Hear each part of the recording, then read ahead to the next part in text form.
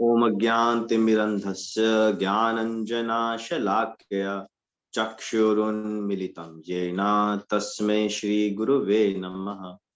श्रीचैतन्यमनोभीष्टं स्थापितं येन भूतले स्वयं रूप कदा मह्यं ददाति स्वपदान्तिकम्।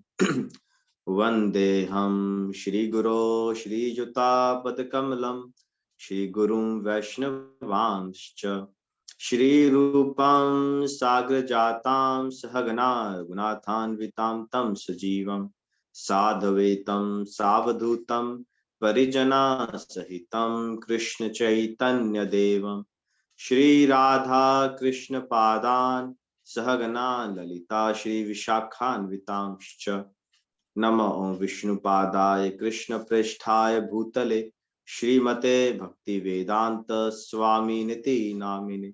नमस्ते सारस्वते देवे गौरवाणी प्रचारिणे निर्विशेष शून्यवादी पाश्चात्य देश तारिणे।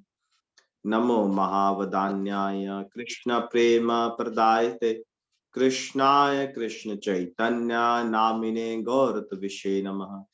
हे कृष्ण करुणा सिंधो दीनबंधो जगतपते गोपेश गोपिका कांता राधा कांता नमस्तुते। तप्त कांचन गौरांगी राधे वृंदावनेश्वरी वृषभानुसुते देवी प्रणमामि हरिप्रिय। वाञ्छा कल्पतरुभ्यश्च कृपा सिन्धुभ्य एव च पतितानां पावनेभ्यो वैष्णवेभ्यो नमो नमः। जय श्री कृष्ण चैतन्य प्रभु नित्यानंद श्री अद्वैत गदाधर श्रीवासादि गौर भक्त वृंद। हरे कृष्णा कृष्णा कृष्णा हरे हरे हरे राम राम राम हरे हरे। नमो विष्णुपादाय कृष्ण पृष्ठाय भूतले श्रीमते गोपाल कृष्ण गोस्वामी नामिने।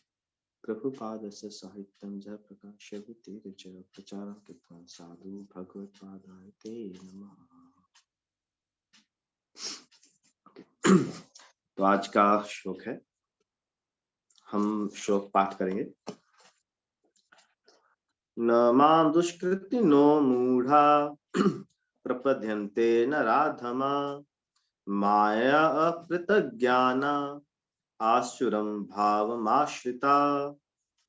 न मां दुष्कृति नो मूढ़ा प्रपद्यन्ते नराधमा माया अपृतज्ञाना आसुरं भावमाश्रिता। कोई इसका उच्चारण करना चाहे? उदय उदय प्रभु जी। हरे कृष्णा प्रभु जी, दंडवत प्रणाम। सॉरी, मैं प्रियंका माता जी बोल रही। प्रियंका न माम दुष्कृतिनो मूढ़ा प्रपद्यन्ते नराधमः मायया अपहृत ज्ञाना आसुरं भावम आश्रिताः। धन्यवाद प्रियंका माता जी। आज का जो श्लोक है बहुत ही जी शैदना श्याम प्रभु। हरे कृष्ण। नमाम दुष्कृतनो मूढ़ा प्रपद्यन्ते नराधमा माया अपहृतः ज्ञान आसुरं भावमाश्रितः। जी धन्यवाद। आज का जो श्लोक है बहुत ही काफी बड़ा है, इसका पर्पस कम से कम तीन पेज का है, तो धैर्य बनाए रखें। तो इसका ट्रांसलेशन है, जो निपट मूर्ख हैं, जो मनुष्य में अधम है, जिनका ज्ञान माया द्वारा हर लिया गया है, तथा जो असुरों की नास्तिक प्रकृति को धारण करने वाले हैं, ऐसे दुष्ट मेरी शरण ग्रहण नहीं करते। जैसे पिछले कुछ श्लोकों से चर्चा चल रही है, भगवान जब 7वां अध्याय भगवत ज्ञान है, भगवान अपने विषय में गुह्यम मतलब बहुत ही कॉन्फिडेंशियल टॉक्स अपने बारे में बता रहे हैं। तो जैसे इस अध्याय की शुरुआत होते है, इसमें भगवान अपनी पहले भौतिक शक्तियों के बारे में भूमिरपन नलो वायु मनोबुद्धि और फिर बाद अपनी आध्यात्मिक शक्ति अपरियामित है ना, तो दोनों बारे में बताते हैं। फिर भगवान बताते हैं कि जो 3 गुण है, प्रकृति के 3 गुण, सत्व, रज और तम गुण, वो भी मेरे द्वारा आते हैं। पर इन 3 गुणों के अधीन होकर ये जो संसार के लोग हैं वो मुझे नहीं जानते, है ना? अवजानन्ति माम मूढ़ा, मूढ़ोऽयं न विजानाति, वो लोग मुझे नहीं समझ पाते। और फिर कैसे समझ पाते हैं? तो जो आखिरी इसका श्लोक था 14वां श्लोक, भगवान कहते हैं जो मेरी शरण में आ जाता है वही इस माया को पार करके भगवान को समझ सकता है। देवी ही एषा गुणमयी मम माया दुरत्य। और अब इस आज के श्लोक में बताएंगे कि कौन से 4 प्रकार के लोग हैं जो भगवान की शरण में नहीं आते। वैसे भगवान कह रहे हैं अगर आप मेरी शरण में आ जाओगे तो तुरंत तुम इस माया को पार कर जाओगे। देवी ही एषा गुणमयी, मतलब इतनी जो स्ट्रॉन्ग, बहुत ही पावरफुल जो भगवान की शक्ति है माया देवी, उसे तुम बहुत इजीली, बहुत ही आसानी से पार कर जाओ। कैसे? मामेव जब प्रपद्यन्ते, अगर तुम मेरी शरण ले लो।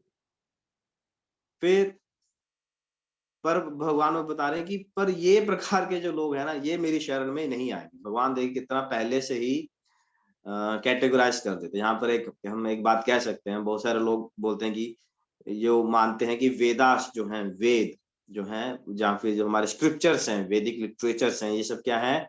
ये एक इमेजिनेशन है।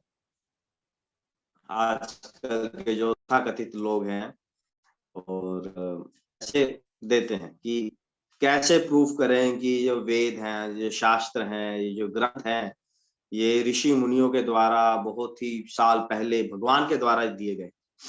भगवत गीता तो स्वयं भगवान के द्वारा है और बहुत सारे लिटरेचर जो ऋषि मुनियों ने भी दिए।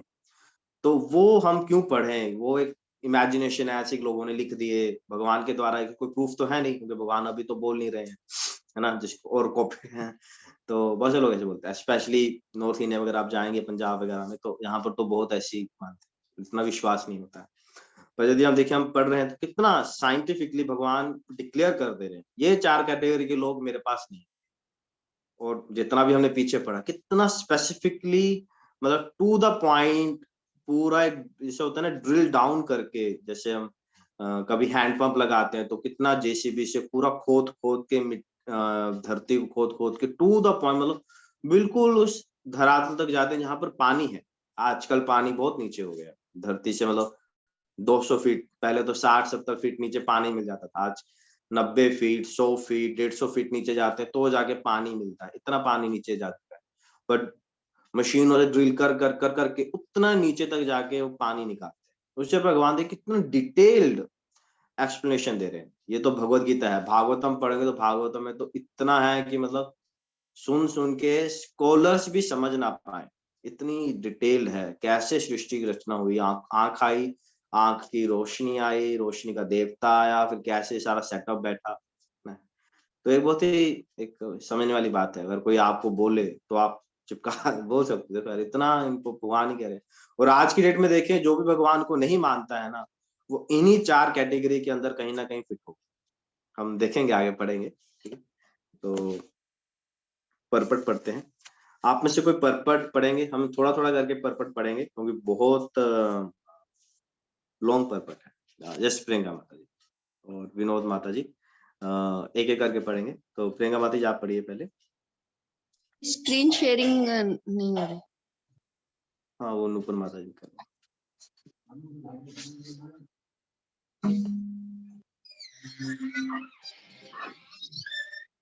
तात्पर्य: भगवत गीता में यह कहा गया है कि श्री भगवान के चरण कमलों की शरण ग्रहण करने से मनुष्य प्रकृति के कठोर नियमों को लांघ सकता है। यहाँ यह प्रश्न उठता है कि विद्वान दार्शनिक, वैज्ञानिक, व्यापारी, प्रशासक तथा जनता के नेता सर्वशक्तिमान भगवान श्री कृष्ण के चरण कमलों की शरण ग्रहण क्यों नहीं करते? बड़े बड़े जन नेता विभिन्न विधियों से विभिन्न योजनाएं बनाकर अत्यंत धैर्य पूर्वक जन्म जन्मांतर तक प्रकृति के नियमों से मुक्ति की खोज करते हैं, किंतु यदि वही मुक्ति भगवान के चरण कमलों की शरण ग्रहण करने मात्र से संभव हो तो ये बुद्धिमान तथा श्रमशील मनुष्य इस सरल विधि को क्यों नहीं अपनाते?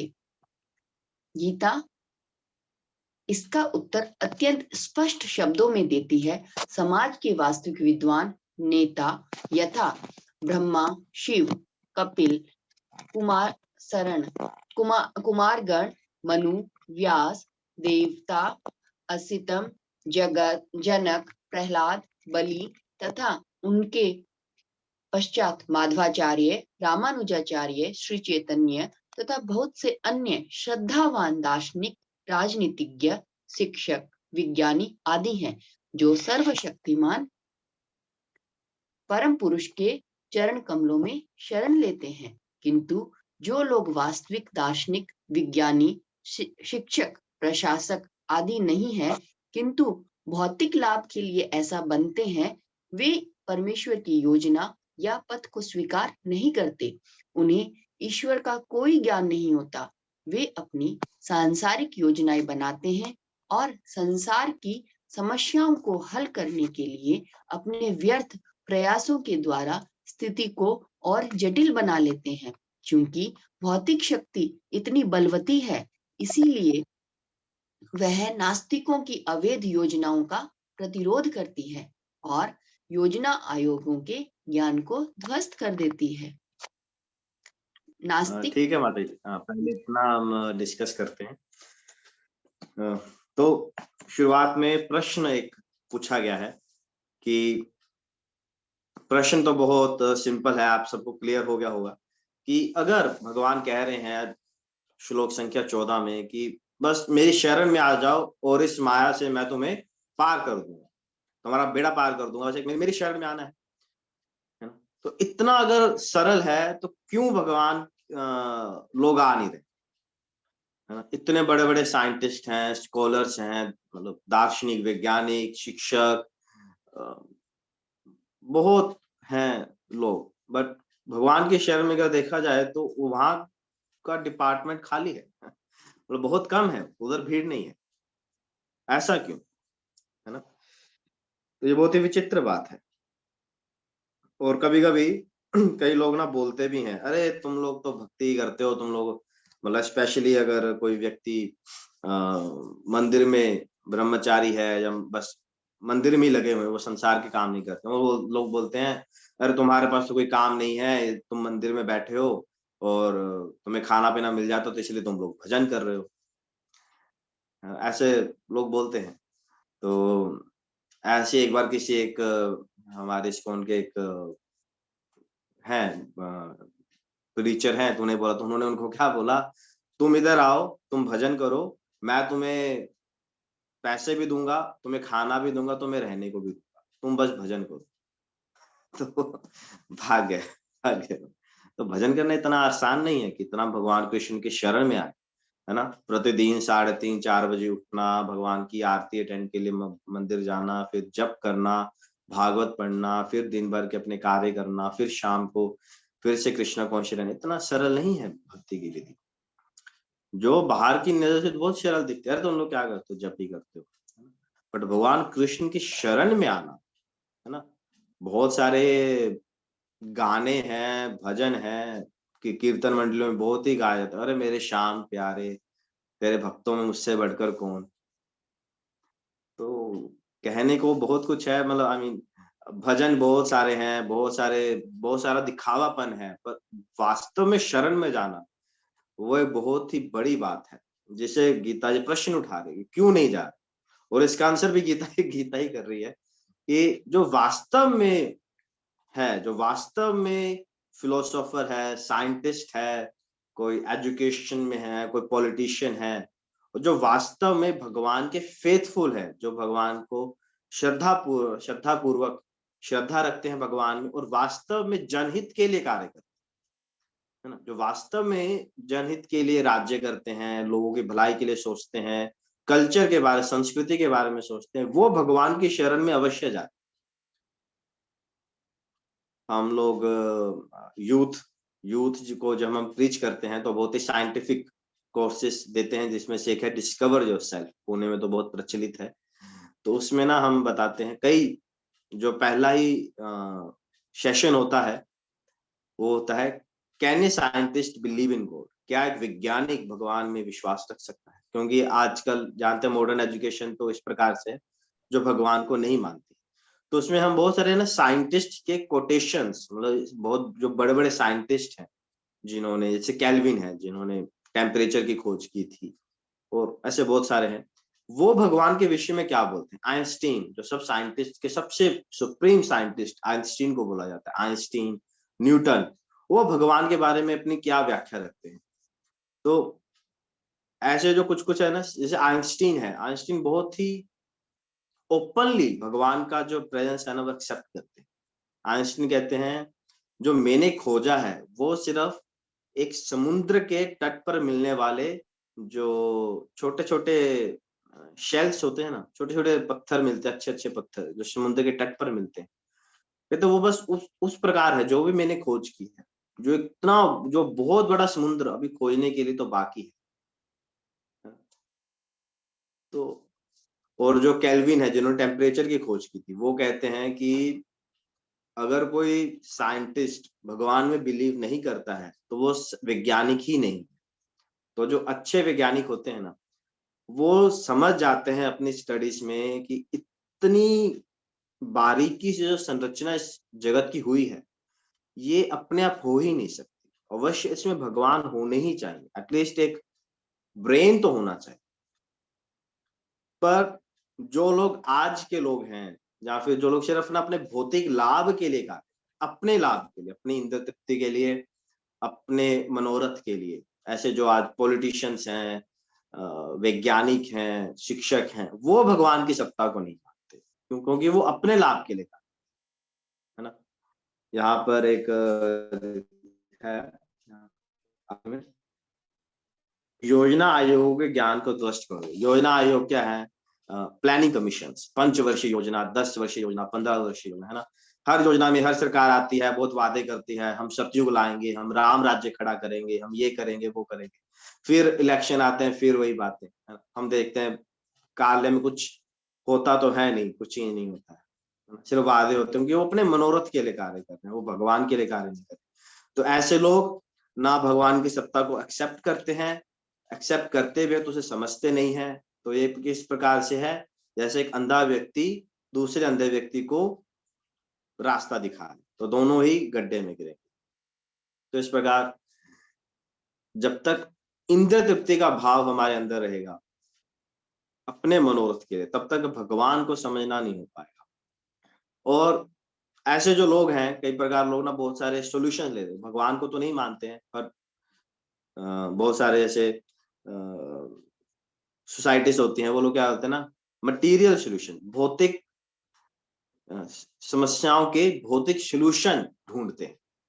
जैसे गर्मी लग रही है तो एसी का, है ना, एयर कंडीशन का आविष्कार हुआ।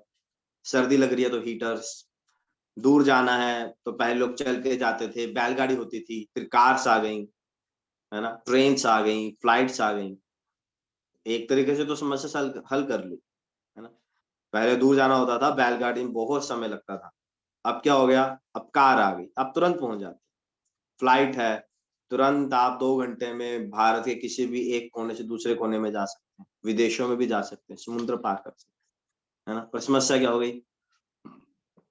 ट्रैफिक बढ़ गया, पोल्यूशन बढ़ गया, पोल्यूशन से एटमॉस्फेयर खराब हो रहा है। दिल्ली के लोग जानते हैं कैसे सांस ले रहे हैं उस वायु में, है ना। फिर ओड इवन रूल आते हैं। अच्छा, पोल्यूशन की समस्या, फिर क्या करें? फिर ओड इवन रूल लाओ, या ये लाओ वो लाओ, है ना।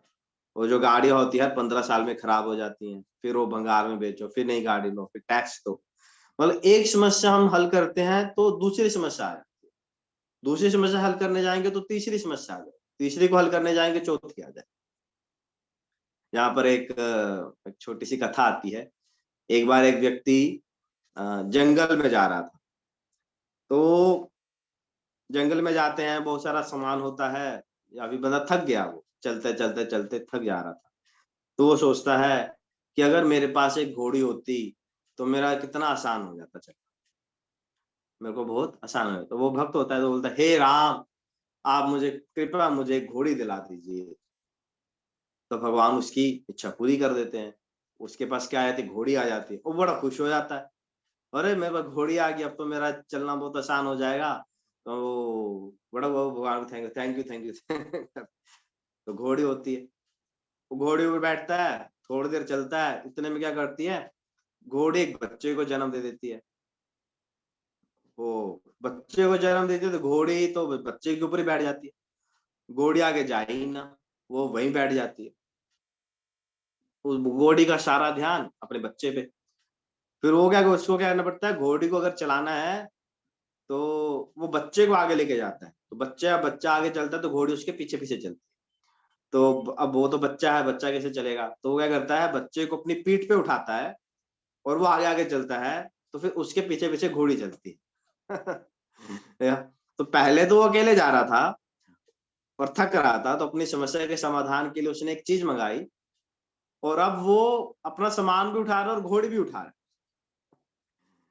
तो संसार के लोग ऐसे ही हैं, मतलब संसार के जो हम भौतिक सॉल्यूशंस हम निकालते हैं वो ऐसे ही होते हैं, एक समस्या सॉल्व करने जाते हो दूसरी समस्या आ जाती है। चलिए आगे बढ़ते हैं। विनोद माता जी आप पढ़ेंगे आगे के दो पैरा।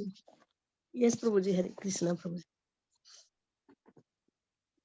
नास्तिक योजना निर्माताओं को यहाँ पर दुष्कृतिनः कहा गया है, जिसका अर्थ है दुष्ट जन। कृत्य का अर्थ पुण्यात्मा होता है। नास्तिक योजना निर्माता कभी कभी अत्यंत बुद्धिमान और प्रतिभाशाली भी होता है, क्योंकि किसी भी विराट योजना के लिए, चाहे वह अच्छी हो या बुरी, बुद्धि की आवश्यकता होती है। लेकिन नास्तिक की बुद्धि का प्रयोग परमेश्वर की योजना का विरोध करने में होता है। इसीलिए नास्तिक योजना निर्माता दुष्कृति कहलाता है, जिससे सूचित होता है कि उसकी बुद्धि तथा प्रयास उल्टी दिशा की ओर होते हैं। गीता में यह स्पष्ट कहा गया है कि भौतिक शक्ति परमेश्वर के पूर्ण निर्देशन में कार्य करती है, उसका कोई स्वतंत्र प्रभुत्व नहीं है। जिस प्रकार छाया पदार्थ का अनुसरण करती है, उसी प्रकार यह शक्ति भी कार्य करती है। तो भी यह भौतिक शक्ति अत्यंत प्रबल है, और नास्तिक अपने अनीश्वरवादी स्वभाव के कारण यह नहीं जान सकता कि वह किस तरह कार्य करती है। नहीं वह परमेश्वर की योजना को जान सकता है। मोह तथा रजो एवं तमो गुणों में रहकर उसकी सारी योजनाएं उसी प्रकार ध्वस्त हो जाती हैं, जिस प्रकार भौतिक दृष्टि से विद्वान, वैज्ञानिक, दार्शनिक, शासक तथा शिक्षक होते हुए भी हिरण्यकशिपु तथा रावण की सारी योजनाएं ध्वस्त हो गई थी। ये दुष्कृति या दुष्ट 4 प्रकार के होते हैं, जिनका वर्णन नीचे दिया गया है। नंबर 1। ठीक है मत ही ठीक है, यहाँ पर हम पहले ये दो डिस्कस करते हैं। तो दुष्कृति शब्द का अर्थ प्रोपा जी समझा रहे हैं। कृति, कृति मीन्स का अर्थ होता है कि जो बहुत बड़ा कार्य करे, कृति, दुष्कृति। कृति भी कह सकते हैं ना, कृति, यस। पुण्य आत्मा, बहुत बड़ा कार्य करना, बड़े हॉस्पिटल्स खोलना, स्कूल्स खोलना, है ना, वैसे बड़े बड़े कार्य करते हैं। तो दो शब्द होते हैं, सुकृति और दुष्कृति। सुकृति आप समझ सकते हैं, सुकृति कल आएगा अगले कल के श्लोक में, जो जब भगवान बताएंगे 4 प्रकार के लोग मेरी शरण में आते हैं, तो वो हो गए सुकृति लोग। और आज हम डिस्कस कर रहे हैं दुष्कृति, जो नहीं आते। तो इसको इस प्रकार भी समझ सकते हैं, अपनी बुद्धि का प्रयोग करना बहुत अच्छे कार्य करने में, जब वो कार्य भगवान की ओर अलाइन होते हैं तो वो हो गया सुकृति, और जब वो भगवान के विमुख होते हैं तो वो हो गया दुष्कृति। तो बहुत सारे लोग कार्य करते हैं, बट जो दुष्कृति लोग होते हैं वो इस प्रकार से अपनी बुद्धि का उपयोग करते हैं कि वो भगवान के विपरीत जाए, वो अच्छे कार्यों में ना जाए। उनमें बुद्धि होती है, पर वो बुद्धि का प्रयोग भगवान के विपरीत दिशा। जिस प्रकार यहाँ पर बहुत ही अच्छे उदाहरण देंगे हिरण्यकशिपु और रावण, वो भौतिक दृष्टि से क्या नहीं था उनके पास। हिरण्यकशिपु तो इतना था कि वो प्रकृति के नियम ही चेंज कर दिए, है ना। कोई भी फ्रूट कोई भी सीजन में आ रहा है, पुण्य आत्माएं नरक जा रही हैं और जो पापी आत्मा है वो स्वर्ग दिला दे, पूरा प्रकृति ही चेंज कर दिया हिरण्यकशिपु ने। और इतना इतना उसने प्रकोप मचा दिया था पूरे संसार में, सिर्फ पृथ्वी पर नहीं, पूरे संसार में, पूरा जो त्रिभुवन है, 14 प्लैनेटरी सिस्टम, सब जगह हिरण्यकशिपु ने हाहाकार मचा दिया, है ना। चारों वेदों का ज्ञाता था वो, हर प्रकार की जो मिस्टिक सिद्धियां होती हैं, क्या बोलते हैं उनको, योग सिद्धियां, हर प्रकार की योग सिद्धि थी, हर प्रकार का बल था, हर प्रकार का साम्राज्य था, सब था। पर फिर भी क्या हुआ, है ना, भगवान के समक्ष भी था, भगवान स्वयं के सामने आ गए, तब भी वो भगवान को नहीं समझ सके। इसी प्रकार रावण, तो इसी प्रकार, क्योंकि जब उन्हें बुद्धि भी बहुत थी, पर बुद्धि जब भगवान के विपरीत दिशा में है तो भगवान सामने होते हुए भी हम भगवान को समझ नहीं पाएंगे, पहचान नहीं पाएंगे। जैसे दुर्योधन था, है ना, महाभारत में कृष्ण स्वयं शांति दूत बनकर उनके सामने आए, है ना, और दुर्योधन फिर भी उन्हें पहचान नहीं पाया, वो तो सामने सामने थे, और भगवान ने अपना विराट रूप भी दिखाया, तब भी वो लोग क्या सोचते थे कि ये एक मायावी प्राणी, मायावी पुरुष है, वो भगवान ऐसे भी नहीं वो एक्सेप्ट कर। और लोग कहते हैं can you show me God, क्या तुम मुझे भगवान दिखा सकते हो। अरे पहली बात तो हमारी योग्यता है क्या है कि हम ऐसा भगवान को ऑर्डर करें कि तुम मेरे सामने, और अगर सामने आ भी गए बिना श्रद्धा के हम भगवान को पहचानेंगे ही। अगर भगवान सामने आ भी गए ना तो हम पहचान नहीं पाएंगे। अगर किसी ने बोल भी दिया अरे ये भगवान है जो तुम्हारे सामने खड़े, फिर भी हम विश्वास, क्योंकि श्रद्धा नहीं है। इसलिए वैष्णवगण कहते हैं दर्शन आंखों से नहीं होते, दर्शन कानों से होते, सुनने मात्र से दर्शन होते।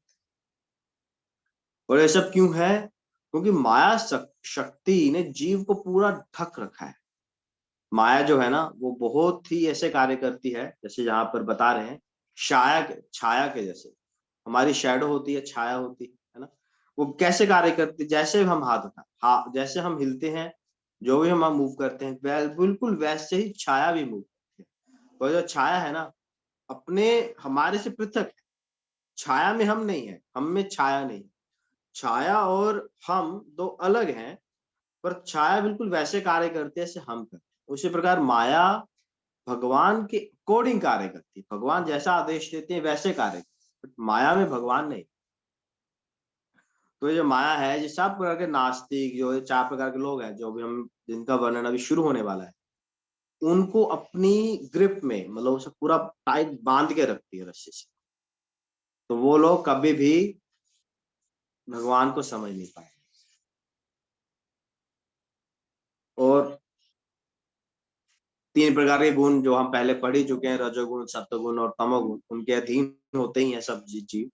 मतलब माया के ये हथियार हैं जिसके द्वारा वो जीवों को अपने नियंत्रण में, तो फिर जीव चाहे कितनी ही योजनाएं क्यों ना बनाता है ना, माया की एक शक्ति से सब विफल होगा। जैसे अभी ना जाने पूरे संसार में कितनी ही योजनाएं बनी होंगी, कितने प्लानिंग चल रहे होंगे, है ना, भौतिक प्रकृति ने एक छोटा सा ये कोरोना वायरस भेज दिया, जिसने पूरे संसार को 2 साल के लिए रोक के रख दिया, है ना। वैज्ञानिकों का माने है तो ये कोरोना वायरस का जो वेट है मिलीग्राम में भी नहीं, एक कुछ मिलीग्राम में भी नहीं, इतना छोटा है, पर इसने पूरे संसार को रोक दिया, है ना। और कितने बड़े बड़े साइंटिस्ट और जो लीडर्स होते हैं, इंडस्ट्रीज होते हैं, बिजनेसमैन होते हैं, उन लोगों ने कितनी कितनी योजनाएं बनाई हैं, हम ये करेंगे वो करेंगे, ये मीटिंग वो मीटिंग, बट तुरंत एक वायरस और सारा खत्म, मतलब रुक गया, है ना? तो ये माया शक्ति, भगवान भौतिक प्रकृति इतनी शक्तिशाली है, जीवात्मा अपने प्लान बनाता रहेगा, पर भगवान की एक चीज से सब विफल हो गए, वही क्या, अभी हम आगे बढ़ते हैं। 4 प्रकार के लोग हैं, बहुत बड़ा पर्पट है। तो आगे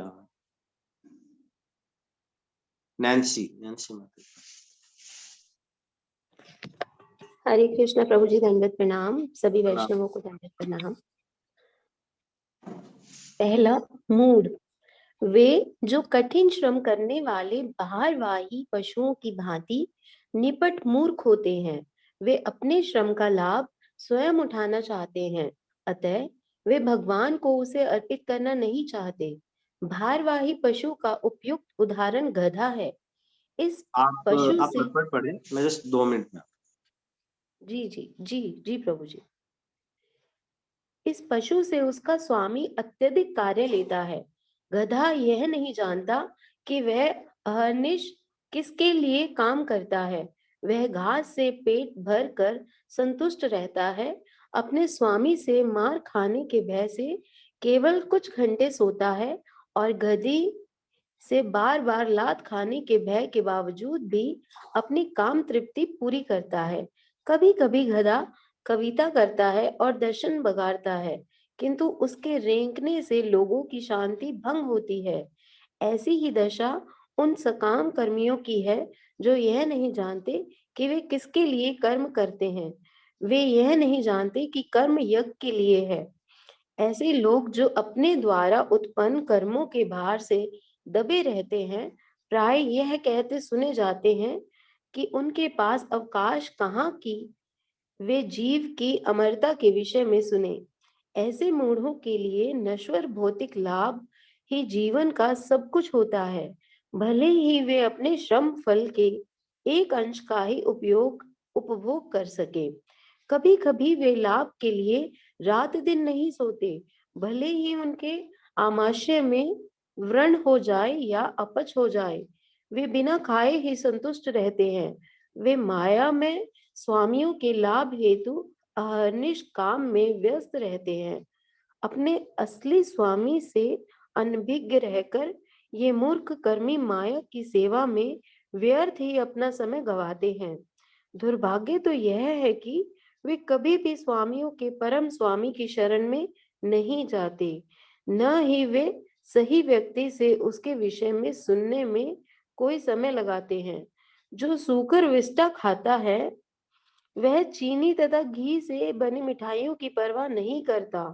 उसी प्रकार मूर्ख कर्मी इस नश्वर जगत की इंद्रियों को सुख देने वाले समाचारों को निरंतर सुनता रहता है, किंतु संसार को गतिशील बनाने वाली शाश्वत जीवित शक्ति प्राण के विषय में सुनने में तनिक भी समय नहीं लगाता।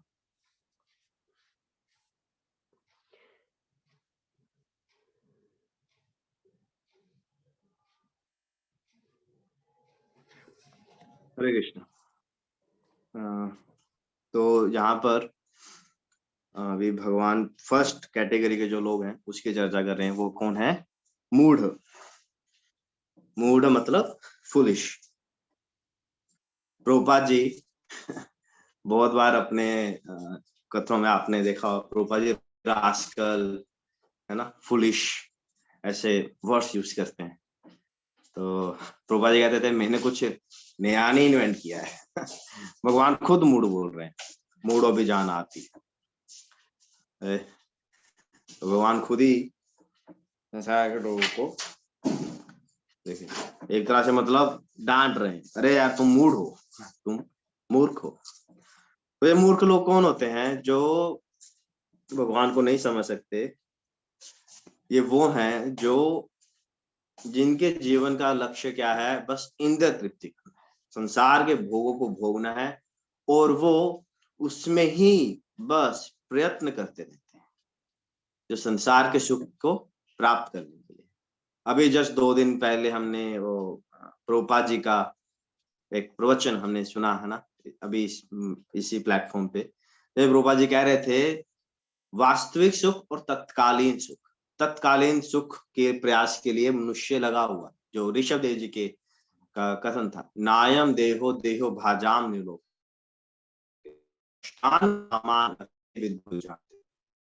पो दिव्यम पुत्र का ये जो पशु है, एक एक कुत्ता है या फिर एक सुअर है, वो भी अपने इस भौतिक देह के लिए कार्य करते। तो मनुष्य देह पाकर भी अगर हम इसी के लिए कार्य करते रहेंगे तो फिर हम क्या हैं? हम पशु समान ही हैं। तो ये जो मूर्ख लोग जो यहाँ पर बता रहे हैं, जो वो हैं जो बस दिन रात बस काम काम काम काम काम और कुछ नहीं है उनको। हम देखे पुणे में लोग विराट से चलते हैं, जो लोकल ट्रेन है 5 बजे शुरू हो जाती है, विराट से चढ़ेंगे 5 बजे, चर्च गेट जाएंगे, वहां से फिर ऑफिस जाएंगे 2 घंटा ट्रेन बैठकर, फिर ऑफिस जाएंगे, फिर रात को 2 घंटा वापस आएंगे, सुबह 4-5 बजे निकलेंगे, रात को 8-9 बजे आएंगे, फिर रात को आके कुछ खा के परिवार के साथ पारिवारिक सुख मैथुन और सो के बस सोएंगे, फिर सुबह निकल जाएंगे। या कई लोग पुणे मुंबई अप डाउन करते हैं, सूरत अहमदाबाद लोग अप डाउन करते हैं, सूरत अहमदाबाद बड़ौदा, है ना। और कई विदेशों में तो और भी है कि पति कहीं जॉब कर रहा है, पत्नी कहीं जॉब कर रही है, बच्चे कहीं और हॉस्टल में डाले हुए हैं, और साल में एक बार या फिर महीने में एक बार तीनों एक लोकेशन पे आते हैं वहां पर मिलने के लिए। इतना अधिक परिश्रम व्यक्ति ने बना लिया है। तो हमारे वेशाचे कहते हैं 8 घंटा आप अपना कार्य करें, अच्छे से करें, उतना आपके लिए सफिशिएंट है। जो भी सुख या दुख आपके लिए बना है वो आपको मिल जाएगा। हम सोचते हैं मैं इतना कार्य कर रहा हूं और फिर उससे मुझे धन प्राप्ति होगी, है ना। आज मैं हार्डवर्क कर रहा हूं तो मुझे मिल रहा है। अगर मैं 8 घंटे करके 4 कमा रहा हूँ, 10 घंटे करूंगा तो 12,000। और कंपनी से करती भी है, देखा आपने, 24 आवर्स रनिंग चलता है काम। जैसे प्रभुपाद कहते हैं उग्र कर्म, इंडस्ट्री चलते हैं, 24 आवर्स प्रोडक्शन चल रहा है, प्लांट चल रहे हैं। और जो आईटी सॉफ्टवेयर कंपनीज होती हैं उसमें भी नाइट शिफ्ट होती है, लोग करना नहीं चाहते, बड़ी कंपनी बोलती है तुम नाइट शिफ्ट करो तो हम तुम्हें क्या देंगे, अलाउंस देंगे, 400 रुपए प्रतिदिन अधिक दें। तो वो करने को, मूर्ख व्यक्ति करने को भी रेडी हो जाता है ना। हम तुम्हें खाने को दे देंगे, 400 रुपए प्रतिदिन का दे देंगे, तुम ना रात को भी आओ, तो करने को भी रेडी हो जाए। सोचता नहीं है कि अरे मेरे जीवन का क्या, चले तो एक प्रकार की प्रॉब्लम्स है। ऐसा देखा भी गया आप मेडिकल पर व्यक्ति कैसा हो गया आज किसी को अपनी जो कहीं भी जाने को रेडी हो जाए, कर लेगा। तो ऐसे व्यक्ति करते हैं जिनका लक्ष्य इतना है कि धन कमाओ और इंडिविजुअली एंजॉय करो और कुछ मेरे नहीं देना, भगवान को कुछ नहीं देना है, कोई किसी तरह का दान यज्ञ नहीं करना है। कर्म किसके लिए? कर्म बस मेरे लिए। कर्म किसके होना चाहिए? कर्म यज्ञ के लिए होना चाहिए। जब तक हम कर्म यज्ञ नहीं करेंगे तब तक हम बस दुखों का ही भोग करेंगे। यहाँ पर उपमा दी गई है गधे की। गधा क्या सोचता है, जब तक मैं मेहनत नहीं करूंगा तब तक मुझे खाने को नहीं मिलता। खाना क्या होता है? एक थोड़ी सी घास, घास कहीं भी खा सकता है, सब जगह घास ही घास। घास तो ऐसी चीज है जिसे बोरा, मतलब जिसे मिट्टी में बोना भी नहीं पड़ता, है ना। आम के पेड़ को आपको बोना पड़ेगा, जुताई करनी पड़ेगी, बीज डालेंगे, खाद डालेंगे, फिर जाके कितने वर्षों बाद आम का एक पेड़ आएगा। उसी प्रकार सेब है, केला है, अन्य सब चीजें। घास तो कहीं भी उग जाती है, बिना चाहे भी उग जाती है, वो उसे कहीं भी मिल जाएगी घास। और वो सोचता है जब तक मैं हार्ड वर्क नहीं करूंगा ना तब तक मुझे ये चीज नहीं मिलेगी। और वो रात को सोते टाइम उसे डर लगता है, अरे कहीं मालिक मुझे लात मार दे। मैथुन क्रिया करता है तब भी वो गधी की लात खाता है, और इतना सब होने के बाद भी वहीं पड़ा रहता है। आजकल तो ऐसे, अभी तो धोबी भी मोटर बाइक यूज करने लगे हैं। पहले धोबी गधे पे ऊपर सामान डाल कर जाते थे, और कभी गधा नहीं चलता तो क्या करते थे ना, एक छड़ी लेकर आगे गाजर उसके सामने रख देते, तो वो लगता है मैं एक कदम चलूंगा तो मुझे वो गाजर मिल जाएगी, एक कदम और चलूंगा गाजर मिल जाएगी। उसी प्रकार हम, और वो गाजर कभी नहीं मिलने वाली उससे, क्योंकि जितना वो एक आध स्टेप आगे जाएगा गाजर भी एक स्टेप आगे जाएगी। और हम लोग भी कैसे लगे हुए हैं, हम भी ऐसे लगे हुए हैं, अरे अभी मुझे 5 लाख मिल रहा है, मैं थोड़ा और काम करूं, अगले साल मेरा अप्रेजल हो जाएगा तो मेरा 10% पैकेज और बढ़ जाएगा, जब मैं जॉब चेंज कर लूं मेरा फिर मुझे इंक्रीमेंट हो जाएगा। 5 का 10 हो जाएगा, 10 का 15 करना है, 15 का 20 करना है, 20 का 40 करना है, 40 का 60 करना है, और ऐसे करते करते करते हम कहाँ आगे बढ़ रहे हैं? कब्र में ही आगे बढ़ रहे हैं। एक दिन फिर कब्र में ही गिरेंगे। और देखिए इतना धन कमा के है क्या? सारा धन बैंक में पड़ा रहता है, हम मर जाते है ना। मतलब व्यक्ति ने 40 लाख, लेट से किसी व्यक्ति ने 40 लाख कमाए और भोग सिर्फ 10 लाख का ही किया और वो मर गया, बाकी 30 लाख तो बैंक में पड़ा रहा। मतलब 30 लाख तो उसने व्यर्थ में ही कमाया। कहने को कह सकते हैं कि चलो उसने अपने परिवार को मिलेगा उसको, और उसने अपने लिए तो नहीं किया। और हमारे वेद शास्त्र कहते हैं सबसे पहली जिम्मेदारी तो हमारे अपने लिए है। हमारी अपने लिए सबसे प्रथम जिम्मेदारी तो हमारी स्वयं के लिए है कि हम स्वयं के लिए क्या करें। पर हम इतने मूर्ख हैं कि हम स्वयं से अभिप्राय लेते हैं इस शरीर का, पर स्वयं का तात्पर्य होना चाहिए आत्मा। हम आत्मा के लिए कुछ नहीं कर रहे, मतलब स्वयं के लिए कुछ नहीं कर रहे, जो कर रहे हैं इस देह के लिए कर रहे हैं। जो देह नश्वर है और एक दिन छोड़ने वाला है। जो उसी प्रकार से है, अगर कोई व्यक्ति एक वैश्या से आसक्त हो जाए और वैश्या के लिए हर प्रकार की चीज करे, है ना, और अंत में क्या होगा? क्या वैश्या उसके साथ रहने वाली है? एक दिन उसे छोड़कर जाएगी जाएगी। फिर वो व्यक्ति क्या होगा? अंत में दुखी हो जाए, अरे मेरे को छोड़ में चली गई, ये वो क्या। तो वही प्रकार ये शरीर तो छोड़कर ही जाएगा।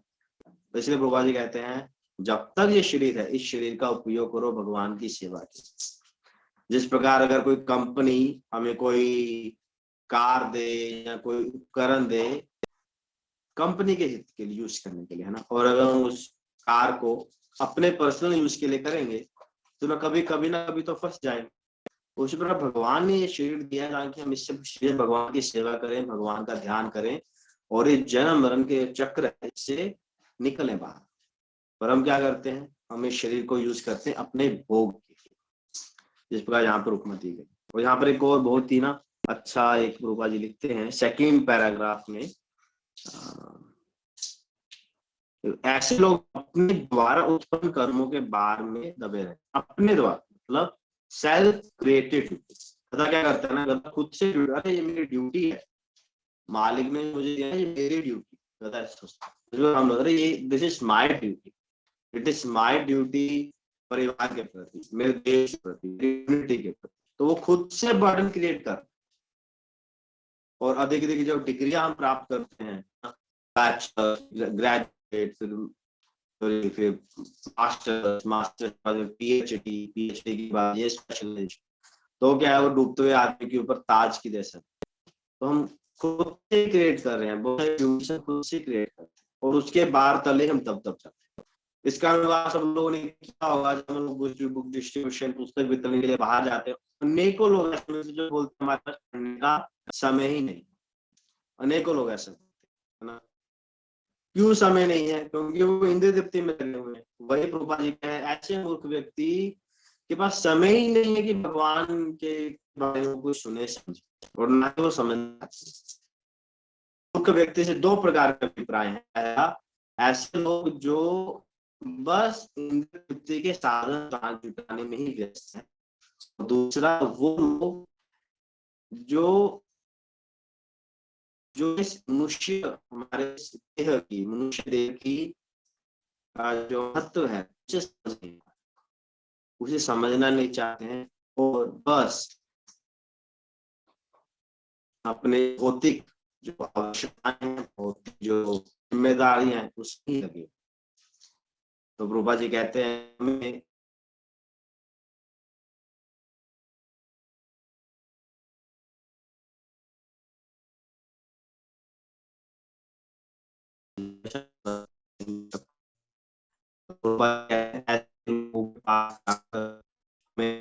समझना कि आप देह का यूज कीजिए। स्पिरिचुअल एजुकेशन हमें उन्हें, भौतिक एजुकेशन तो बहुत मिल रहा है, हमें उन्हें आध्यात्मिक ज्ञान देना है कि आप इस देह की महत्व को समझें। सिर्फ गधों की तरह काम में मत लगे रहे, क्योंकि ये कितना काम कर ले, एक न एक दिन तो संसार से हमें छोड़ना ही। और एक और आता है, एक बार क्या होता है, एक इंटेलिजेंट डोंकी, एक समझदार गधा एक मूर्ख गधे के पास जाता है और उसे बोलता है, हे फुलिश डोंकी, हे मूर्ख गधे, तुम इतना क्यों काम कर रहे हो? तुम मेरे साथ चलो, मैं तुम्हें घास दिलाऊं, कहीं भी हमें घास मिलेगी, कहीं भी हम सो जाएंगे, आराम से रहेंगे, क्यों तुम इतना कष्ट सहन कर रहे हो अपने इस माल के अंदर, है ना। एक समझदार गधा दूसरे मूर्ख गधे को, तो मूर्ख गधा क्या बोलता है कि नहीं नहीं, मैंने यहाँ पर बहुत अच्छे प्रोस्पेक्ट्स हैं। क्या है? बहुत अच्छे प्रोस्पेक्ट्स हैं। अच्छे प्रोस्पेक्ट्स? कौन से अच्छे प्रोस्पेक्ट्स? इसके अंदर काम करके तुम्हें क्या लाभ मिलने वाला? तो मूर्ख गधा बोलता है, मैंने ना कल अपने मालिक की बातें सुनी। मेरा मालिक अपनी बेटी को ना डांट रहा था। डांट रहा था? क्या डांट रहा था? तो बोलता, मैं वो उसको ना बोल रहा था, अगर तुम अच्छे से पढ़ाई नहीं करोगी ना, तो मैं तुम्हारी शादी इस गधे से करा दूंगा। तो मैं उसी दिन का इंतजार कर रहा हूँ, कब वो मेरी शादी उससे कराएगा। तो लोग बोलते हैं मेरे जॉब में बहुत अच्छे अच्छे प्रोस्पेक्ट्स हैं, तो वो तो वो इसी प्रकार से हैं, जो होने वाली है मालिक की बेटी से, तो नहीं होगा ना।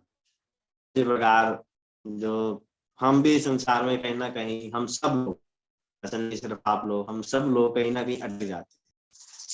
हमें प्रॉमिस करता है, अरे ये कर लो, वो कुछ अच्छा मिलेगा, वो कर लो। संसार में माया जो है हमें की तरफ घुमाती है। ठीक है,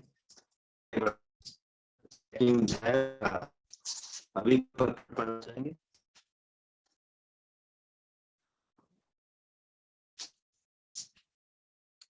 Someone please read the purport.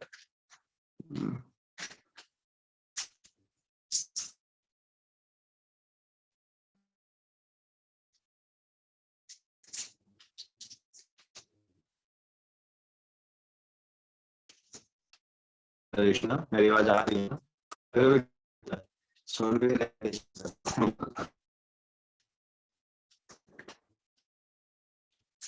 Okay, मैं तो मतलब शेयर कर दीजिए।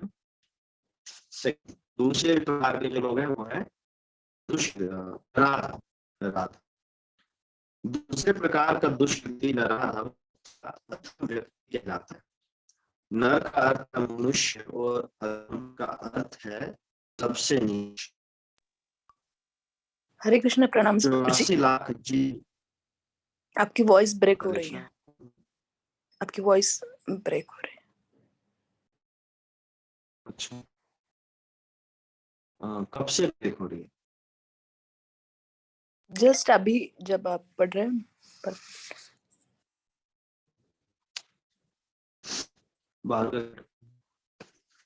दूसरे प्रकार का दुष्कृति नराधम अर्थात अधम व्यक्ति कहलाता है। नूपुर माता जी प्लीज आप स्क्रीन शेयर कर दीजिए। मनुष्य है सबसे नीच बोल रहे हैं।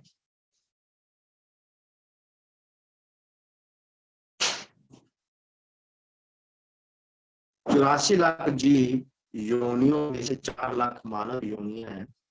इनमें से एक निम्न मानव योनियां हैं जिनमें से अधिकांश असंस्कृत है। सभ्य मानव योनियां वे हैं जिनके पास सामाजिक, राजनीतिक तथा धार्मिक नियम है। जो मनुष्य सामाजिक तथा राजनीतिक दृष्टि से उन्नत है किंतु जिनका कोई धर्म नहीं होता, वे नराधम माने जाते हैं। धर्म ईश्वर विहीन नहीं होता, क्योंकि धर्म का प्रयोजन परम सत्य को तथा उसके साथ मनुष्य के संबंध को जानना है। गीता में भगवान स्पष्ट कहते हैं कि उनसे परे कोई भी नहीं और वे ही परम सत्य है। मनुष्य जीवन का सुसंस्कृत रूप सर्वशक्तिमान परम सत्य भगवान श्री भगवान कृष्ण के साथ मनुष्य विस्तृत भावना की को जागृत करने के लिए मिला है। जो इस शुभ अवसर को हाथ जाने देता है वही नराधम है। आश्चर्य से पता चलता है कि जब बालक माँ के गर्भ में अत्यंत असहाय रहता है तो वह अपने उद्धार के लिए प्रार्थना करता है। और वचन देता है कि गर्भ से बाहर आते ही वह केवल भगवान की पूजा करेगा। संकट के समय ईश्वर स्मरण प्रत्येक जीव का स्वभाव, क्योंकि वह ईश्वर के सदा संबंधित रहता है। किंतु उद्धार बाद बालक जन्म पीड़ा को और उसी के साथ अपने उद्धारक को भी भूल जाता है, क्योंकि वह माया के वशीभूत हो जाता है। तो यहाँ पर नराधम की परिभाषा दी गई है। नराधम मीन्स गंदा और अधम का मीन्स गिर। ऐसे लोग जो नर में तो है, इस मनुष्य देह में तो है, पर जिनका सोच, इनका विचार बहुत ही गिर चुका है। उदाहरण के लिए ऐसे ब्राह्मण, ऐसे लोग ब्राह्मण कुल में जन्म हुआ है तो हर प्रकार का दुष्ट, मांस खा रहे हैं और मदिरा पी रहे हैं और कोई भी जो धार्मिक कार्य उनमें नहीं लगते, अपने ड्यूटी छोड़ती और भी आते। तो रूपा जी के दो प्रकार के लोग, एक होता है संस्कृत लोग, सिविलाइज, सभ्य लोग जिन्हें बोलते हैं सिविलाइज, जो बहुत ही उन्नत होते हैं, भगवान धार्मिक कार्य भी करते हैं और सामाजिक कार्य करते हैं और अपनी जिम्मेदारी को। दूसरे होते हैं असभ्य, जो बहुत ही आदिवासी और कास्ट लोग। और नराधम वो होते हैं जो मनुष्य में तो है, अच्छे समाज से भी है, पर कोई किसी प्रकार का धार्मिक कार्य नहीं करते। दो प्रकार कह सकते हैं, धार्मिक कार्य ना करने वाले भी नराधम में बताते हैं। ऐसे लोग जो धार्मिक कार्य करते हैं पर वो इसलिए करते हैं कि उन्हें भगवान के साथ अपना संबंध बनाना, वो जस्ट करने के लिए करता है कि उन्हें अपनी इच्छाएं पूर्ति करना ना, भगवान से भक्ति करना या फिर भगवान के पूरा संबंध स्थापित करना, अपने जन्म मरण के इस चक्र को समझना, इस ज्ञान को अच्छे समझकर अपने आप को इस संसार से बाहर निकालना, इस उद्देश्य के साथ धार्मिक। हरे कृष्णा, प्रणाम प्रभु जी, सॉरी फॉर इंटरप्शन प्रभु जी। प्रभु जी, due to maybe network issue at your side, your voice is cracking प्रभु जी, breaking in between, maybe network issues.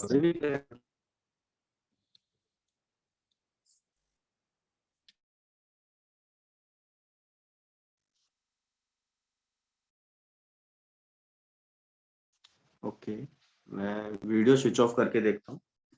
अभी ठीक आ रही है? जी जी प्रभु जी, अभी ठीक आ रही है जी। ओके। तो कब से हो रहा है? आई मीन कब से मैं रिपीट कर सकता हूँ?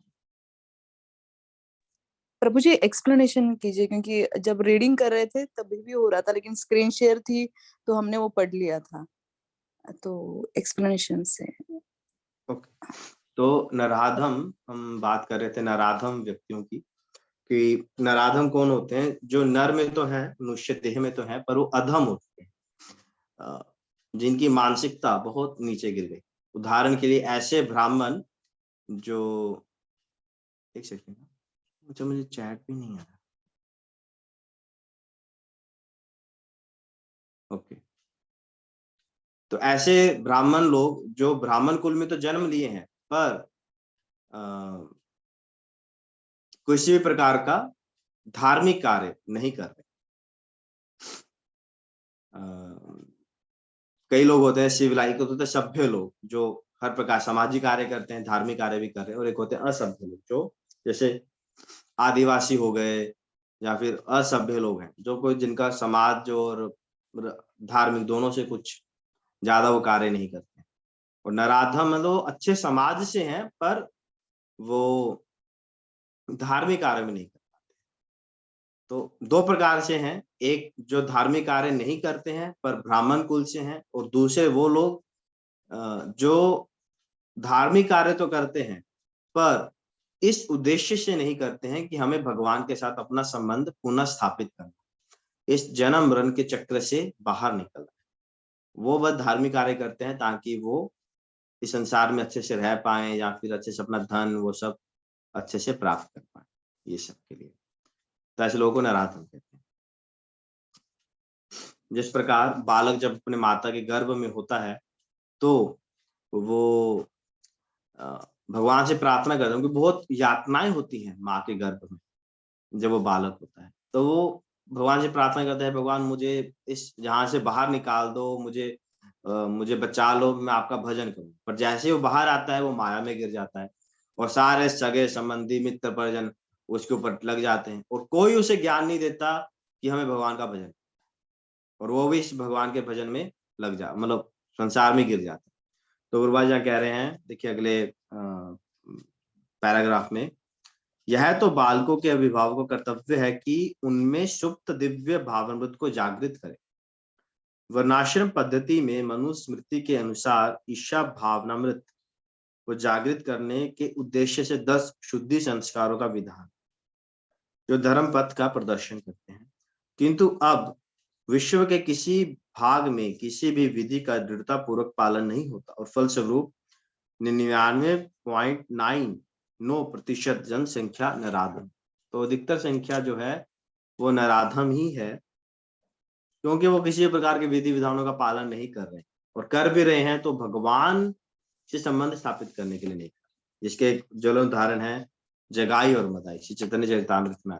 तो जगाई और मदाई बहुत ही उच्च कोटि के ब्राह्मण परिवार में उनका जन्म हुआ, पर वो हर प्रकार का नीच कार्य करते थे, बलात्कार करना, चोरी करना, डाका डालना, लोगों को तंग करना, लड़ाई झगड़ा, हर प्रकार का नीच कार्य कर रहे थे, मदिरा मांस का सेवन थे वो ब्राह्मण कुल के।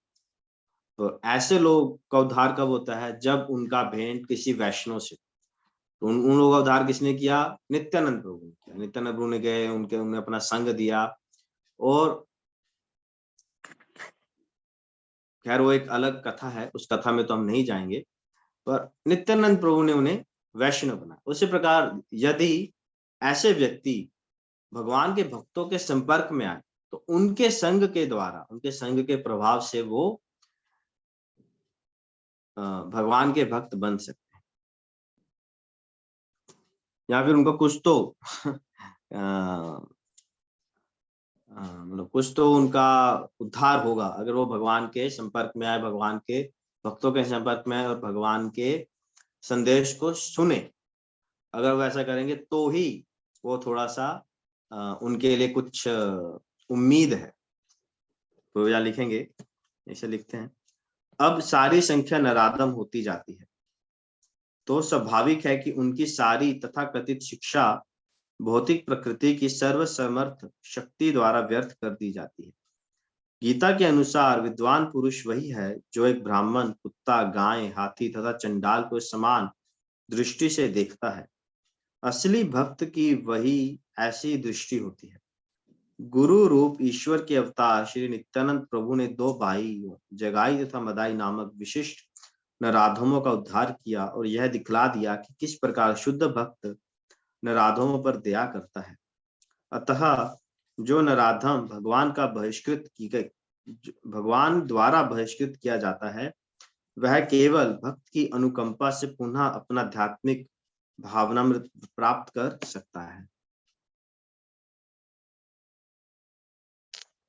श्री चैतन्य महाप्रभु ने भागवत धर्म का प्रवर्तन करते हुए संस्तुति की है कि लोग विनीत भाव से भगवान के संदेश को सुने। इस संदेश का सार भगवत गीता है। विनीत भाव से श्रवण करने मात्र से अधम मनुष्यों का उद्धार हो सकता है, किंतु दुर्भाग्यवश वे संदेश को सुनना तक नहीं चाहते। परमेश्वर की इच्छा के प्रति समर्पण करना तो दूर रहा, ये नराधम मनुष्य के प्रधान कर्तव्य की डटकर उपेक्षा करते हैं। तो यहाँ पर क्या कह रहे हैं? नराधम व्यक्ति का उपाय क्या है कि अगर वो भगवान की महिमा को सुने, पर जो नराधम व्यक्ति होते हैं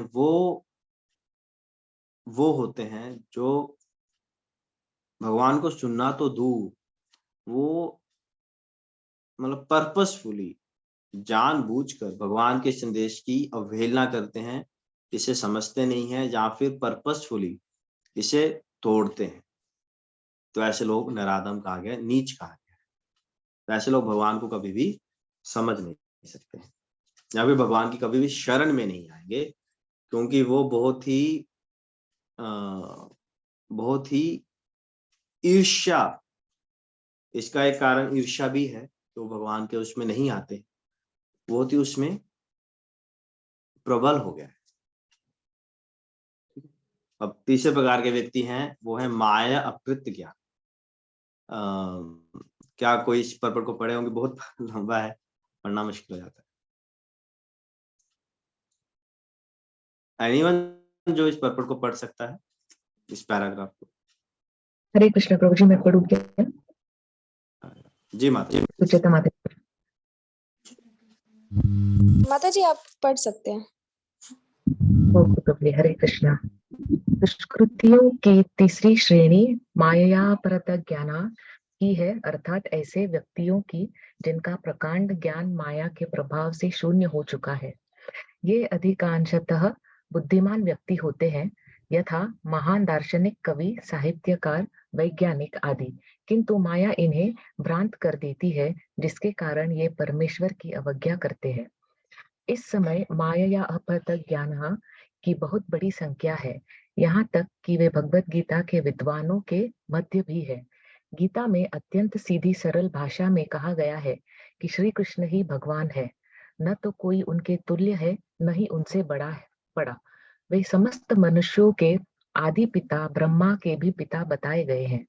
वास्तव में वे ब्रह्मा के ही नहीं, अपितु समस्त जीव योनियों के भी पिता हैं। वे निराकार ब्रह्म तथा परमात्मा के मूल हैं और जीव आत्मा में स्थित परमात्मा उनका अंश है। वे सबके उत्स है और सबों को सलाह दी जाती है कि उनके चरण कमलों के शरणागत बने।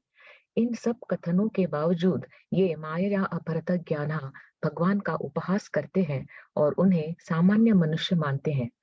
वे यह नहीं जानते कि भाग्यशाली मानव जीवन श्री भगवान के दिव्य शाश्वत स्वरूप के अनुरूप ही रचा गया है। गीता की ऐसी सारी अवैध व्याख्याएं जो माया या अपरत ज्ञान वर्ग के लोगों द्वारा की गई है और परंपरा पद्धति से हटकर है, आध्यात्मिक जानकारी के पथ में रोड़े का कार्य करती है। मायाग्रस्त व्याख्याकार न तो स्वयं भगवान कृष्ण के चरणों की शरण में जाते हैं और न अन्यों को इस सिद्धांत का पालन करने के लिए शिक्षा देते हैं। हरे कृष्णा। जी धन्यवाद माता जी। तो माया अकृत ज्ञान, वे लोग जिनकी जो बुद्धि है वो माया के द्वारा हर ली गई है। माया अकृत मतलब भगवान माया ने चुरा ली है। ऐसे लोगों का जो सबसे बड़ा उदाहरण है वो है वैज्ञानिक लोग, वैज्ञानिक, दार्शनिक। जब ऐसे लोग जो बहुत बड़ी बड़ी फिलोसॉफियां मतलब फिलोसॉफी सिद्धांत प्रस्तुत करते हैं, मुनि तो वैज्ञानिक लोग होते हैं ना, बहुत ज्ञान होता है उन्हें। आप कुछ भी बोलें, आप एक बात बोलेंगे ना, आप 10 बातें बोलेंगे। बहुत बड़े बड़े चार्ट्स और बहुत कॉम्प्लेक्स वर्ड जगलरीज ऐसे प्रस्तुत करेंगे, पर वो ना एक भगवान ऐसी बुद्धि हर लेते हैं कि वो एक कॉमन सेंस नहीं समझ पाते हैं। जैसे वर्षा होती है, हम समझते पता है ना कि सन होता है तो पानी इवेपोरेट होता है, भाप बनता है, ऊपर जाता है, क्लाउड में कंडेंस होता है और वो वर्षा होती है, और वही पानी फिर से सागर नदियों में मिल जाता है। तो इस प्रकार जो वाटर का साइकिल होता है वो चलता है।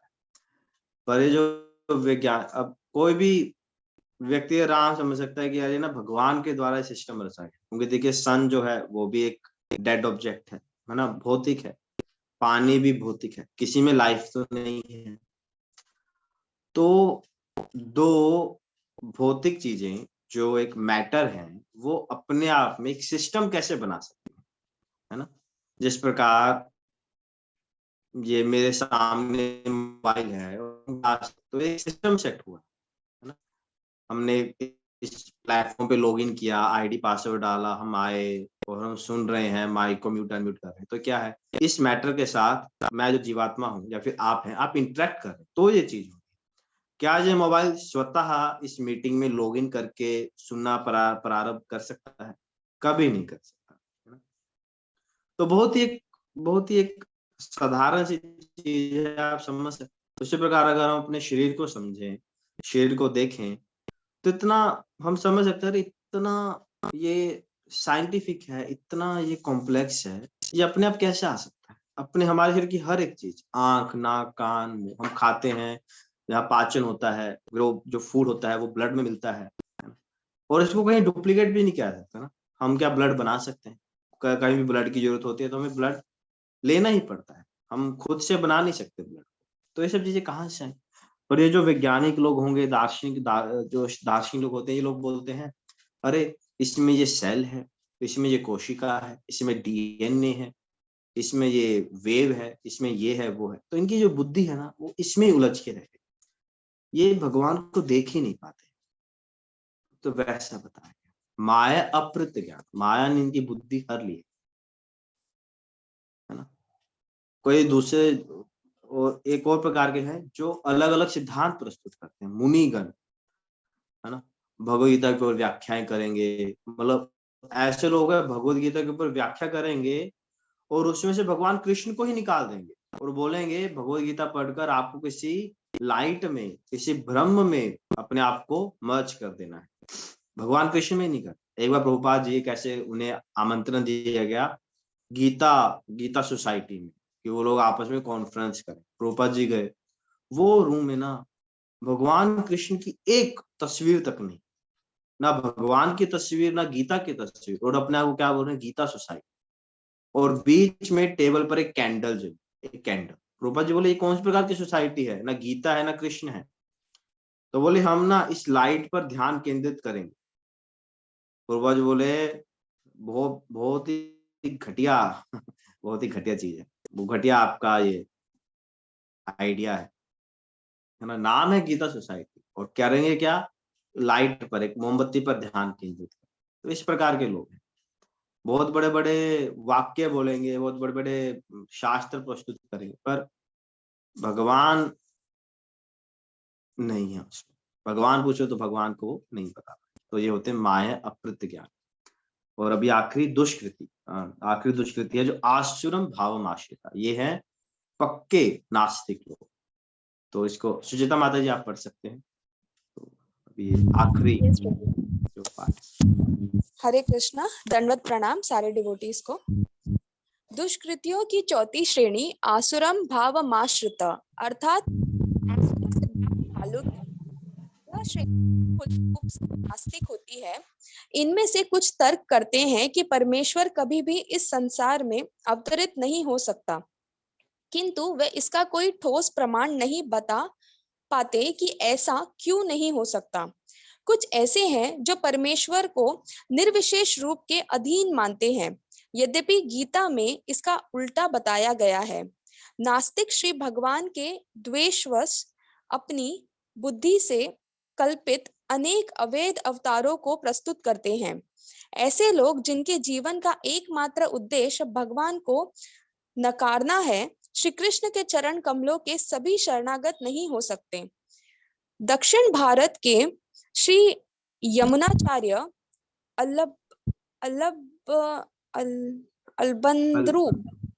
अल्बंद्रु ने कहा है, हे प्रभु, आप उन लोगों द्वारा नहीं जाने जाते जो नास्तिक सिद्धांतों में लगे हैं। भले ही आप विलक्षण गुण, रूप तथा लीला से युक्त हैं, सभी शास्त्रों ने आपका विशुद्ध सत्वमय विग्रह प्रमाणित किया है तथा देवी गुण संपन्न दिव्य ज्ञान के आचार्य भी आपको मानते हैं।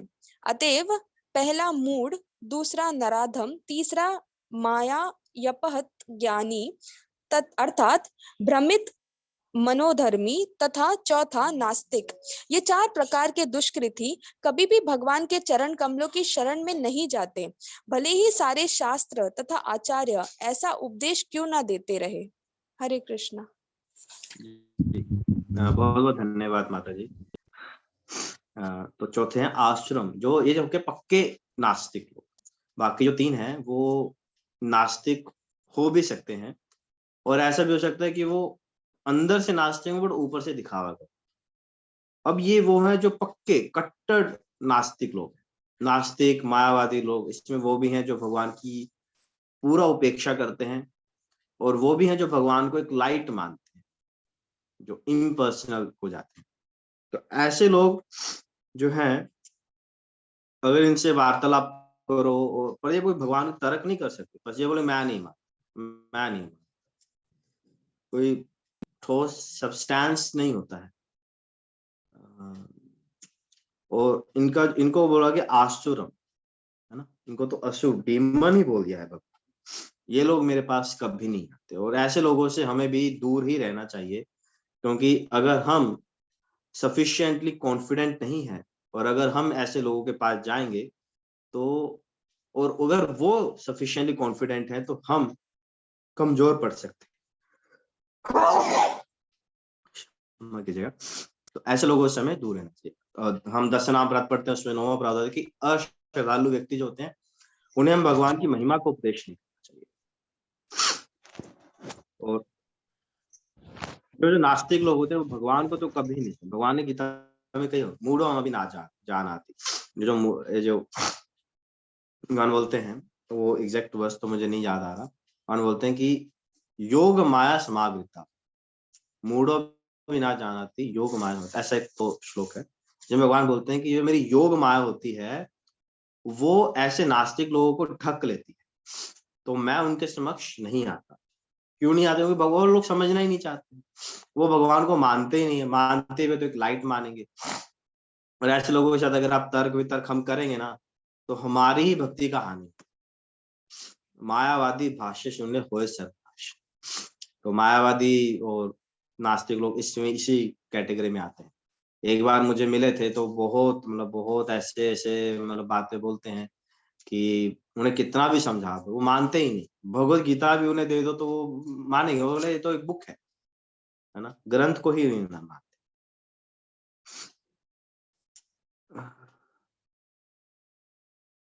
तो ऐसे लोग भगवान को कभी शरणागत नहीं हो पाएंगे, क्योंकि भगवान को शरणागत तभी व्यक्ति हो सकते जो भगवान को समझे, भगवान को एक्सेप्ट करे। वो एक्सेप्ट ही नहीं करे तो कैसे शरणागत? और भगवान तो वैसे इसको अलग कर दी है, ऐसी कैटेगरी बना दी है, पर जो भक्त होते हैं, भक्त बहुत ही कृपालु होते हैं। तो भक्तों का कार्य ऐसा नहीं है कि अरे ये तो मूढ़ है, मैं इसके पास नहीं जाऊँ। तो हमारा कार्य है, प्रभा जी कहते हैं, हमारा ये दायित्व है कि हम इन लोगों को बचाएं, इन्हें आध्यात्मिक शिक्षा दें, इन्हें कैसे करके तो इन्हें बचाएं, इन्हें उनकी बुद्धि जगाएं कि इन्हें कुछ करना है। इसीलिए हम भक्त लोग प्रचार करते हैं, हरिनाम संकीर्तन निकालते हैं, बुक डिस्ट्रीब्यूशन करते हैं, अनेकों कार्य करते हैं, है ना। तो ये हमारा दायित्व है। भगवान थोड़े स्ट्रिक्ट है, बट भक्त बहुत कृपालु होते हैं। पर हाँ, अगर हमें अपने जीवन में, वैसे तो अधिकतर लोग यही हैं, अगर आपको कोई भी आपके जीवन मिलेगा तो इन्हीं 4 कैटेगरी में कहीं फिट हो। पर ये डिपेंड करता है कि उसका इंटेंसिटी कितना है, कि आप उसकी कितनी अधिक हेल्प कर सकते हैं या फिर हमें उनसे दूर रहना चाहिए। तो इस प्रकार हम ये ऐसा देख सकते हैं। तो इसके साथ ही वैसे समय बहुत अधिक हो गया है, उसका पर्पस भी बहुत लंबा था। आप सबका धन्यवाद पढ़ने में हेल्प किया। तो इसको हम यहीं पर विराम देंगे और कुछ हम प्रश्न उत्तर ले सकते हैं। अगर आपके प्रश्न हैं तो हम कुछ प्रश्न उत्तर ले सकते हैं आज, क्योंकि बहुत ही काफी बड़ा पर्पट है और काफी महत्वपूर्ण श्लोक है। जी सुचेता माता जी। हरे कृष्णा प्रभु जी, एक्सप्लेनेशन मुझे बहुत अच्छा लगा, बहुत डेप्थ में था। मुझे एक क्वेश्चन आया कि जो भक्ति करते हैं तो उनके लिए चैलेंजेस कम होते हैं, तो इसलिए शायद जो कर्मी लोग होते हैं वो कह सकते हैं कि आप भक्ति करना सरल है, जबकि जो नॉर्मल लाइफ में जितने हम एजुकेशन करते हैं, मटेरियलिस्टिक एजुकेशन, उसमें चैलेंजेस, कंपटीशन काफी ज्यादा है एज कंपेयर टू भक्ति। मतलब ऐसा नजर भी आता है, जैसे कि कहते भी है भक्ति बहुत सरल है। तो क्या इसीलिए जो प्रोफेशंस हम लोग चूज करते हैं वो लोग भक्ति में नहीं आते हैं? थैंक यू माता, बहुत अच्छा प्रश्न है कि हमें बाहर से तैसे दिखता है कि बाहर के लोगों में चैलेंज, इंजीनियरिंग करने तो आए, एग्जाम देने आईआईटी का, लाखों लोग कंपटीशन कर रहे हैं, भक्ति में किसको एग्जाम देना? भक्ति तो बस जब करो, क्लास लगा लो, हो गया।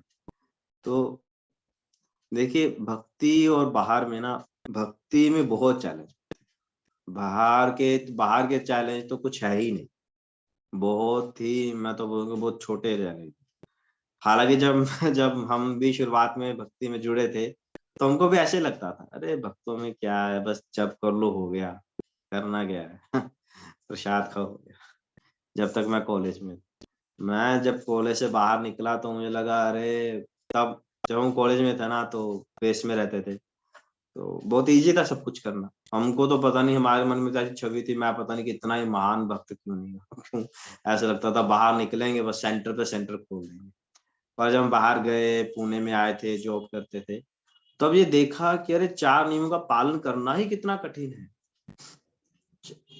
4 नियमों का पालन करना बहुत कठिन है।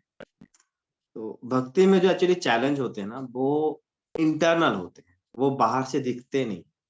जैसे कंपटीशन एग्जाम्स हो गए, जॉब आज की डेट में जॉब मिलना, इंटरव्यूज क्रैक करना, अलग-अलग पोर्टल्स पे रेज़्यूमे बनाना, फिर रजिस्टर करना, फिर जॉब प्राप्त करना, जॉब में भी सर्वाइव करना, फिर उसमें प्रमोशन लेना, है ना? तो बहुत चैलेंज होते हैं, या फिर एक घर गृहस्थी में जो करते हैं, तो बहुत चैलेंज होते हैं। तो ये सब ना दिखते हैं बाहर से। वो जो भक्ति में जो चैलेंज होते हैं ना, शुरुआत में तो बहुत ही बाह्य होते हैं। जैसे पहली बार धोती कुर्ता पहनकर बाहर जाना, अपने मित्रों के सामने, संबंधियों के सामने, और उन्हें पता चल जाएगा तो क्या होगा, है ना? बिना लहसुन प्याज के सर्वाइव करना, जब हम प्रण ले लेते हैं कि हम लहसुन प्याज नहीं खाएंगे, तो फिर बहुत चैलेंज आते हैं। अगर आपको किसी मित्र के पार्टी में जाना है, किसी शादी में जाना है, जहाँ पे ट्रैवल करना है और बाहर कहीं घूमना है, तो कैसे आप मैनेज करेंगे? बहुत चैलेंज आते हैं। तो ये शुरुआत के चैलेंज जो दिखते भी हैं।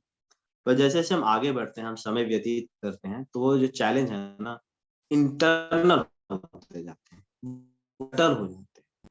जो व्यक्ति जो वही फ़ील कर सकता है जो अब वो उस चैलेंज को फेस कर रहा है। भगवान बहुत परीक्षाएँ लेते हैं। पहले परीक्षाएँ होती हैं भौतिक स्तर पर। अच्छा, तुम बिना प्याज लहसुन के जीवित रह सकते हो। अच्छा, पहले तो नॉन-वेज छोड़ सकते हो, मदिरा छोड़ सकते हो, ये आशिकियाँ करनी है छोड़ सकते हो।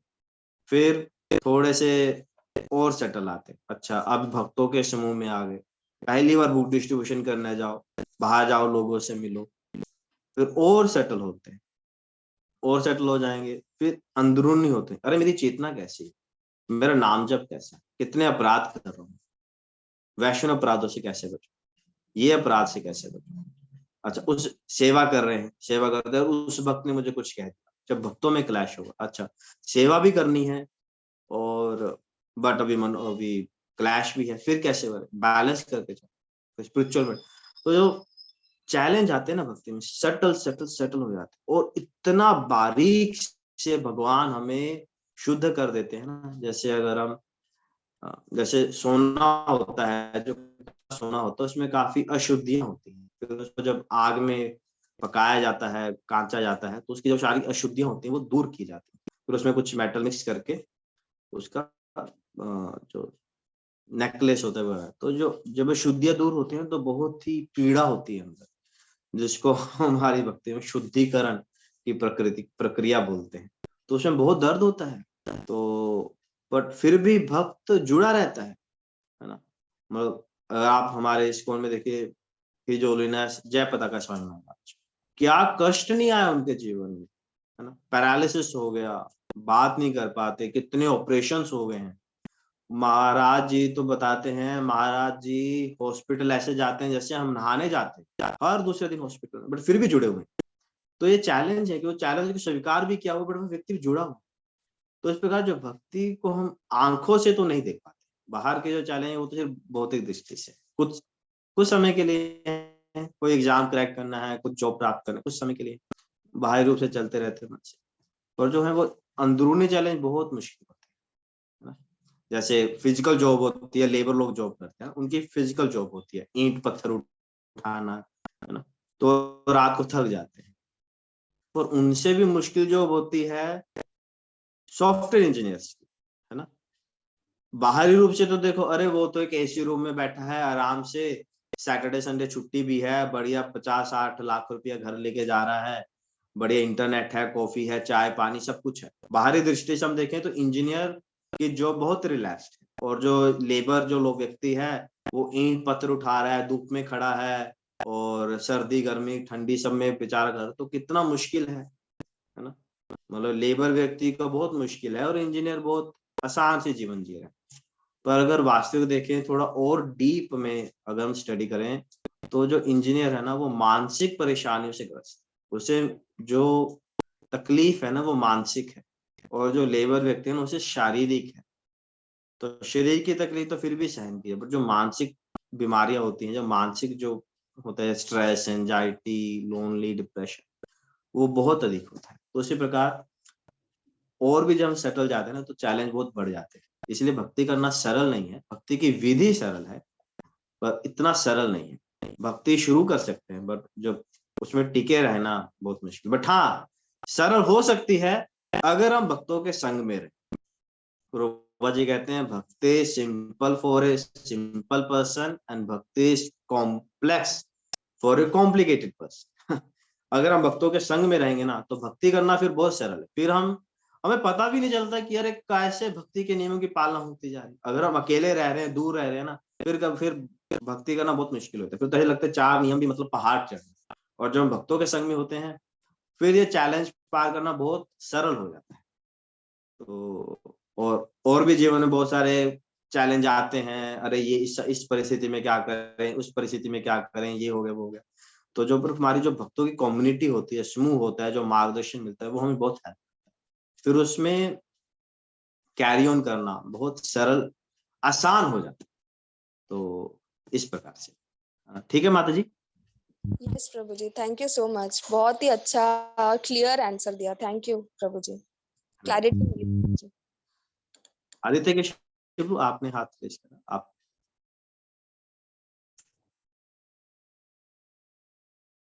हरे कृष्णा प्रभु जी, दंड प्रणाम। प्रणाम। बहुत अच्छा आपने दिया। मैं सिर्फ उसमें ऐड करना चाह रहा था माता जी के बारे में कि इतना आसान उनको लग रहा है, हो सकता है बहुत बड़ी कृपा मिली है उनको, इतना आसान नहीं है भक्ति। जो हम चैलेंजेस देखते हैं आपने बहुत अच्छा एक्सप्लेन कर दिया। वही ऐड करना चाह रहा था कि ये ना सोचे कोई भी कि भक्ति करना बड़ा आसान है। इसमें ज्यादा चैलेंजेस, भौतिक काम भी सारे करने हैं और आध्यात्मिक भी करने हैं। ठीक है, हमारे तो 2-2 लाइफ हो जाती है, बाहर के लोगों के तो एक ही लाइफ है, 2 लाइफ दोनों को जोड़ के भी रखना चाहिए। ये भी नहीं कर सकते हम ये लाइफ अलग जी रहे हैं वो अलग जी रहे हैं, उसमें मिक्सिंग होनी चाहिए, भूल जाएंगे नहीं तो सब कुछ। ठीक है प्रभु जी, बस यही बात। Thank you. Hare Krishna, thank you. और किसी को कोई प्रश्न हो आप खोल के पूछ सकते हैं, आज हम थोड़ा समय दे सकते हैं प्रश्नों को। बाकी अगर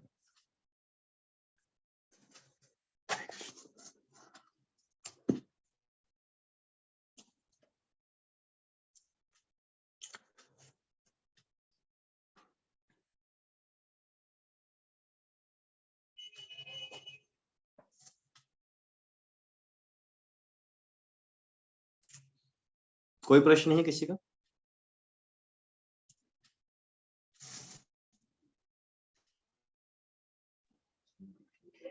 लगता है किसी का प्रश्न नहीं है तो सबके लिए हम एक हरे कृष्ण महामंत्र हिज ग्रेस ऋषभ प्रभु जी के लिए धन्यवाद करेंगे। सब लोग एक बार अनम्यूट करके हरे कृष्ण महामंत्र बोलेंगे। हरे कृष्णा कृष्णा कृष्णा हरे हरे, हरे राम हरे वांछा कल्पतरुभ्यश्च कृपा सिन्धुभ्यैव च पतितानां पावनेभ्यो वैष्णवेभ्यो नमो नमः। अनकोटी वैष्णव बिंद की जय, ऋषभ प्रभु की जय। बहुत बहुत धन्यवाद प्रभु जी, बहुत मुश्किल श्लोक था और डिटेल भी बहुत ज्यादा चाहिए थी इसमें। ठीक है, बहुत हाँ बहुत लंबा तात्पर्य। मेरा सबसे लंबा एक और है श्लोक, उसको इससे भी लंबा है, 12th में है शायद, याद नहीं आ रहा मुझे एग्जैक्टली। ठीक है प्रभु जी, आप एंड कर सकते हैं मीटिंग, आप ही होस्ट है। अच्छा मैं ही होस्ट हूँ? हाँ आप ही होस्ट हैं। Thank you Prabhu ji, Hare Krishna. Hare Krishna Prabhu ji, thank you.